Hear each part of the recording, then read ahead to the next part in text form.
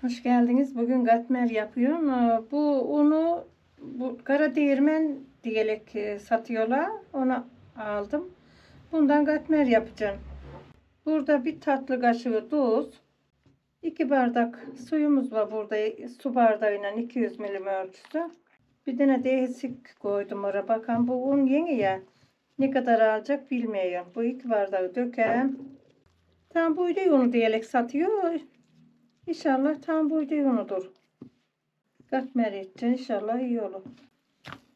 Tam 200 milimlik 3 bardaktan hemen hemen 1,5 bardak eksik su aldı. Bir bardaktan fazla eksiğiydi. Katmeri nasıl olacak bakacağız canlarım. Bu kara değirmen unu diyerek satıyorlar. Bunu ben maya üretmek için aldıydım. Daha maya yapamadım. Bakalım inşallah onu da yapacağım. Bunlar daha güzel oluyor diyorlar. Katmerini bir yapalım. Bir de bir şey yapacaktım. Bu bir şey de güzel oluyor.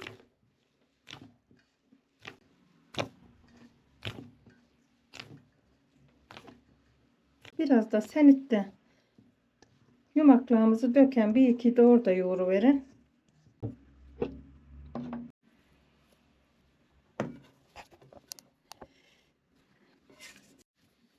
Hamurumuzu biraz da burada yoğuruyor. Zaten 5 dakika 7 dakika yoğurdum da yetiyor. Açık hamur.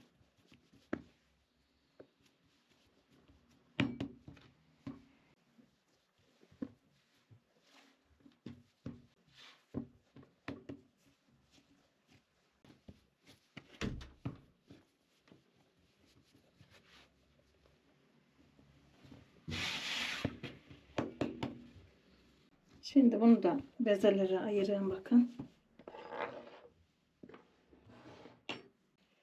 Şöyle keselim bakalım. Kaç katmer yapabileceğiz. 4 tane beze yaptık.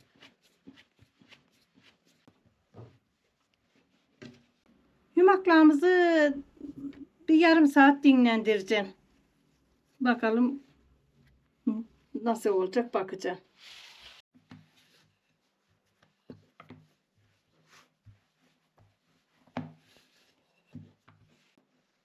Haşhaşımızı yağına inceltiyoruz. Böyle kolay sürülmesi için. Katmerlerimizin böyle kıyılarını kesip koyuyoruz.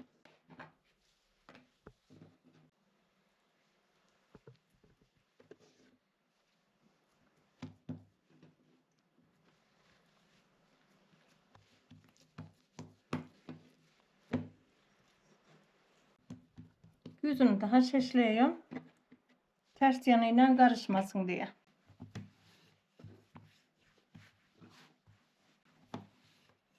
Böyle kıyılarını bastırarak açıyorum.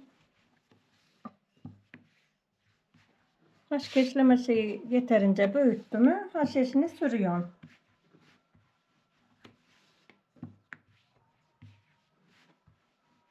Bu katmeri çok severim.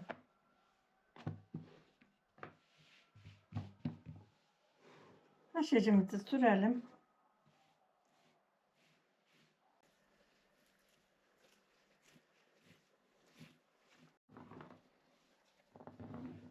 Böyle katlarına kat kat ayırıyorum.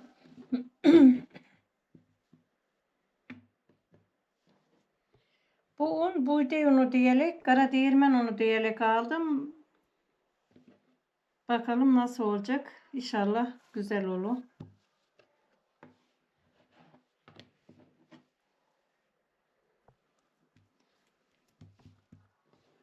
Böyle katlayalım.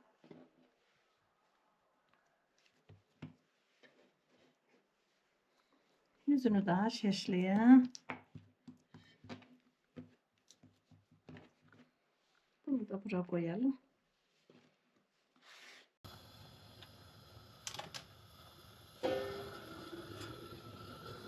Ay gazımızı bir gözüyle pişiriyor. Hafif kısıverin.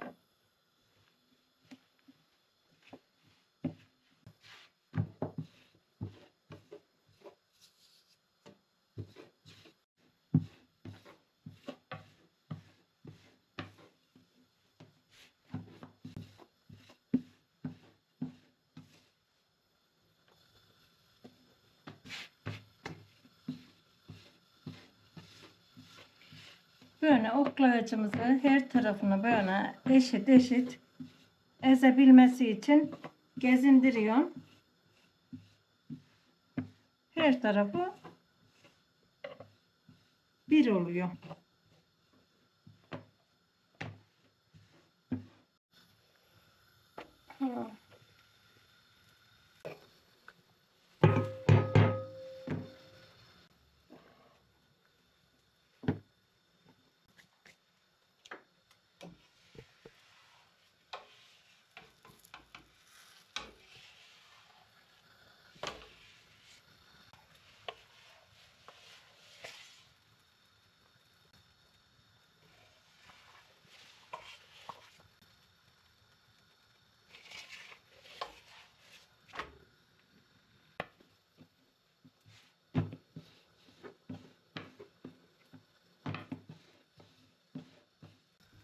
Güzel bir şey.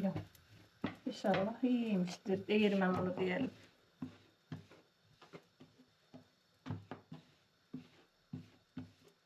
Bu sefer haşhaşını katmerlerini çok çaldım. Çocuklar çok istedi.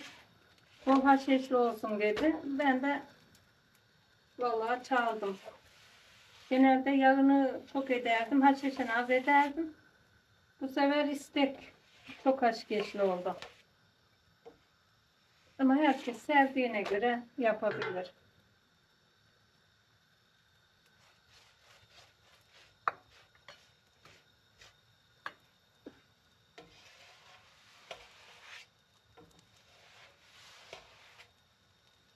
Güzel de oldu. Çevirelim. Bir de bu yanlı yağlıya.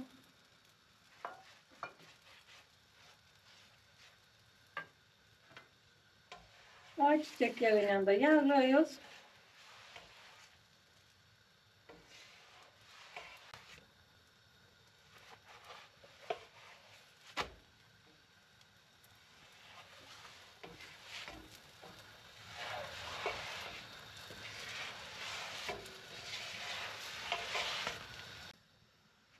Pişti ekmeğimiz. Vallahi güzel oldu.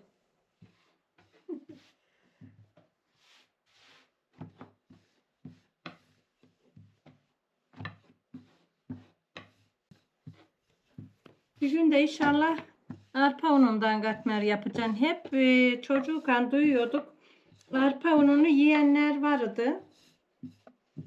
Çok güzel oluyor derlerdi ya, ben hiç görmedim. Allah izin verirse köye gittiğimde getirin. Arpa unundan bir katmer edeyim bakalım. İnşallah. Bu daha sağlıklı diyorlar. Arpanın ekmeği daha güzel olurmuş insana.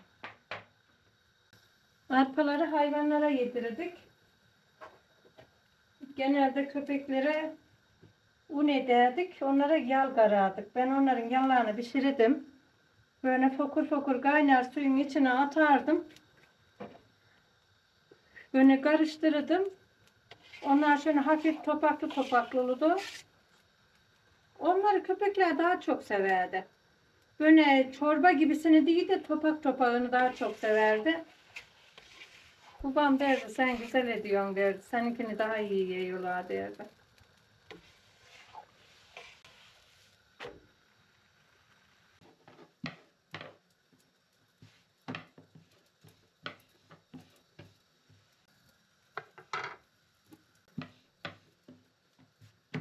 Bir iki böyle açıyorsun.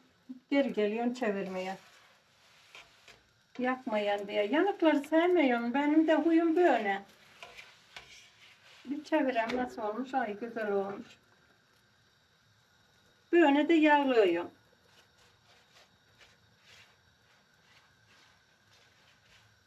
Katmerin de özelliği bu. Böyle yağlayarak pişireceksin. Yoksa ki katmer gibi olmuyor. Kel kavlak gibi oluyor yüzü. Yani sevmediğim bir şey. Biz böyle gördük. Biz böyle yağlarız.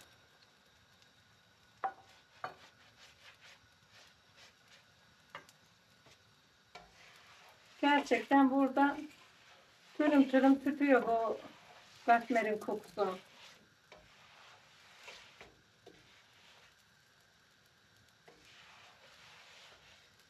İki tanesini pişirdik. İki tanesi kaldı. 4 taneydi. 5 bardak undan 4 tane katmer ettim.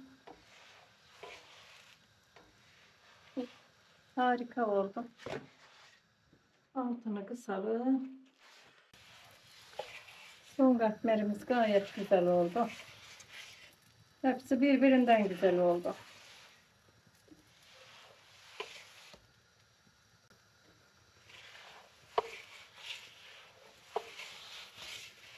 Abone olun. Canlarım, katmerimi pişirdim. Gerçekten çok güzel oluyor. Öbür un gibi değilmiş. Ben bunu çok sevdim. Bir iki ağzıma soktum. İnan yer çok hoş da çok güzel oldu. Videomu beğenir paylaşırsanız çok sevinirim. Abone olmadıysanız canlarım abone olun. Bildirim zilinizi açarsanız çok mutlu olurum. O güzel yorumlarınız için teşekkür ederim. Allah'a emanet olun. Hoşça kalın. Katmerim inan çok güzel oldu.